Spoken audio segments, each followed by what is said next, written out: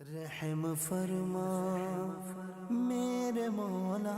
ایک سوال یہ پوچھا گیا کہ جہیز کو لعنت کہنا کیسا؟ ہمارے معاشرے میں آپ نے یہ جملہ سنا ہوگا، اکثر یہ کہا جاتا ہے کہ جہیز ایک لعنت ہے۔ آج کے دور میں جو جہیز کی صورتحال بن چکی ہے اسے اگر لعنت کہا جائے تو شاید غلط نہ ہوگا کہ جہیز کی وجہ سے، موجودہ جو جہیز کا طریقہ کار ہے اس کی وجہ سے کئی بہنوں بیٹیوں کی شادیاں نہیں ہو پاتی۔ اسے آپ یوں سمجھ لیجئے کہ اس کے دو پہلو ہیں۔ پہلا پہلو یہ ہے کہ نبی کریم صلی اللہ علیہ وسلم نے اپنی شہزادی حضرت سیدہ کائنات فاطمۃ الزہرا رضی اللہ تعالی عنہا کو جہیز عطا فرمایا۔ اب ہمارے معاشرے میں جو جہیز ایک لعنت ہے، یہ جملہ کہا جاتا ہے، یہ اس جہیز کے حوالے سے نہیں ہے، کیونکہ وہ تو بہت مختصر اور ضرورت کی چیزوں میں سے چند چیزیں تھیں۔ آج ہمارے معاشرے میں جو جہیز دیا جا رہا ہے یا لڑکے والوں کی طرف سے انتہائی بے شرمی اور بے حیائی کے ساتھ مطالبہ جہیز کیا جاتا ہے، یہ لعنت کی صورت اختیار کر چکا ہے۔ اس کی وجہ یہ ہے کہ ہمارے ہاں لاکھوں روپے کا جہیز بنایا جاتا ہے، اور اگر اچھا جہیز نہ دیا جائے تو لڑکے والوں کی طرف سے لڑکی کو بہت طعنے سننے کو ملتے ہیں، بلکہ بعض جگہوں پر تو بعض بدبختوں نے طلاق تک اس بنا پر دے دی کہ تم اپنے والد کے گھر سے لے کر کیا آئی۔ تو آج جو جہیز کی صورتحال بن چکی ہے، آپ خود مجھے بتائیے کہ کتنی غریب بچیاں ہیں جن کی شادیاں صرف اس لیے نہیں ہو پا رہی کہ ان کے والدین غریب ہیں اور وہ جہیز نہیں دے سکتے، جس کی بنا پر ان سے کوئی رشتہ کرنے کو تیار نہیں۔ تو اس رسم کی بنا پر، جہیز کی بنا پر جو ہم نے جہیز کو اتنا پھیلا دیا ہے، ہمارے معاشرے میں نکاح مشکل ہو گئے ہیں۔ تو اگر کوئی اس صورتحال کے اعتبار سے جہیز کو لعنت کہتا ہے تو شرعی طور پر اس میں کوئی مضائقہ نہیں ہے۔ وہ اس نسبت کے اعتبار سے نہیں کہہ رہا، بلکہ وہ آج کے دور کے اندر جو جہیز کی صورتحال بن چکی ہے اس کے اعتبار سے کہہ رہا ہے۔ آپ جانتے ہیں کہ ہمارا معاشرہ کتنا مٹیریلسٹک معاشرہ ہو چکا ہے کہ باقاعدہ مطالبہ کیا جاتا ہے، اور اچھی چیزیں نہ ملنے پر جو ہے وہ طعنے دیے جاتے ہیں۔ سب سے پہلے ایک بات یاد رکھیں کہ جہیز کا مطالبہ کرنا شرعی طور پر ناجائز ہے، کہ مجھے فرنیچر فلاں برانڈ کا چاہیے، مجھے جو ہے وہ LCD چاہیے، گاڑی چاہیے، مجھے اتنے ٹن کا AC چاہیے، مجھے فلیٹ چاہیے۔ اب تو یہ بھی چل رہا ہے، اور بعض جگہوں پر تو ایسا ہوتا ہے کہ لڑکی والے جو ہیں وہ پورا روم تیار کر کے دیتے ہیں، گھر تیار، بعض جگہوں پر پورا گھر دیا جاتا ہے، بعض اوقات گھر نہیں بھی دیا جا رہا تو جو روم ہے وہ لڑکی والوں کی ذمہ داری ہوگی کہ وہ تیار کر کے دیں گے۔ اب آپ خود مجھے بتائیے، جس کی 4 بیٹیاں ہیں، 5 بیٹیاں ہیں، اور وہ غریب آدمی ہے، تو وہ کس طرح جو ہے وہ ان تمام چیزوں کو افورڈ کر سکتا ہے؟ اس لیے ہمیں خدا سے ڈرنا چاہیے اور اس لعنت کو اپنے معاشرے سے ختم کرنا چاہیے۔ اب میں اسے ایک اور جہت سے عرض کروں کہ اس میں لڑکے والوں کو چاہیے کہ وہ یہ کہیں کہ بھئی مجھے جہیز نہیں چاہیے۔ اب لڑکی والے کہیں گے نہیں ہم دیں گے، ہمیں دینا ہے، کیونکہ انہیں پتہ ہے کہ ابھی آپ یہ کہہ رہے ہیں کہ ہمیں نہیں چاہیے، کل آپ طعنے دیں گے۔ اگر وہ ضد کر کے بھی دیں تو آپ نے منع کر دینا ہے کہ ہم کسی صورت جہیز نہیں لیں گے، تب جا کے یہ رسم ختم ہوگی۔ ورنہ ہمارے معاشرے کے اندر بعض اوقات لڑکی والوں کی مجبوری ہوتی ہے، یعنی جہیز ایک لعنت ہے، لیکن آپ مجھے بتائیے کہ آج کے دور میں کون اس لعنت سے محفوظ ہے؟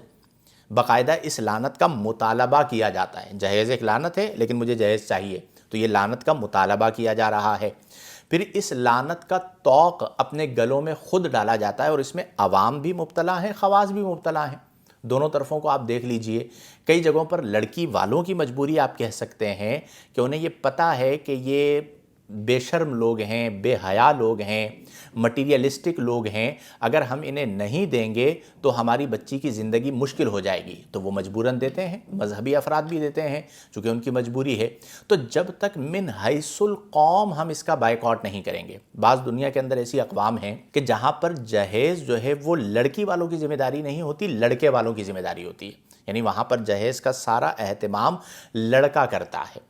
اب آپ خود سوچئے کہ ایک تو بچی کا رشتہ دے رہے ہیں، اور پھر اس کے بعد سارا ساز و سامان دے رہے ہیں، اور بعض جگہوں پر پھر بھی لوگ خوش نہیں ہوتے، یعنی شوہر بیوی پر ظلم کرتا ہے۔ اب جس بیڈ پر شوہر سو رہا ہے وہ لڑکی کا، لڑکی کے گھر سے آیا، جن برتنوں میں وہ کھانا کھا رہا ہے وہ لڑکی لے کر آئی، جس صوفے پر وہ بیٹھا ہوا ہے وہ لڑکی کے گھر سے آئے، جو پورا ڈیکوریٹ ہوا ہے سامان وہ تمام لڑکی کے گھر سے آیا۔ بہت ساری چیزیں آتی ہیں۔ اب ان تمام چیزیں ہونے کے باوجود بچی کو طعنہ دینا یہ ظلم عظیم ہے۔ تو آج ہمارے معاشرے میں میں یہ بات عرض کروں کہ جہیز واقعتاً ایک لعنت کی صورت اختیار کر چکا ہے۔ جتنا ہم نے چیزوں کو پھیلا دیا ہے اور جس کی وجہ سے ہماری بچیوں کی شادیاں مشکل ہو گئی ہیں، اسے کم از کم ہمارے معاشرے سے ختم ہونا چاہیے۔ اور اس میں یوں سمجھ لیجئے کہ سفاک لوگ وہ ہیں جو امرائے معاشرہ ہیں، یعنی اس معاشرے کے امیر۔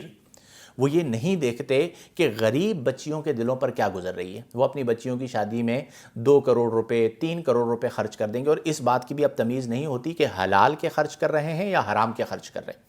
حلت و حرمت کی بھی تمیز اور حلال و حرام ہونے کی بھی تمیز نہیں ہوتی، اور ان کی وجہ سے، ان امراء کی وجہ سے اب شادیاں مزید مشکل ہوتی چلی جا رہی ہیں۔ تو اس لیے ہم سب کو، ہمارا معاشرہ اس لعنت میں مبتلا ہو چکا ہے، کوئی بچا ہوا نہیں ہے۔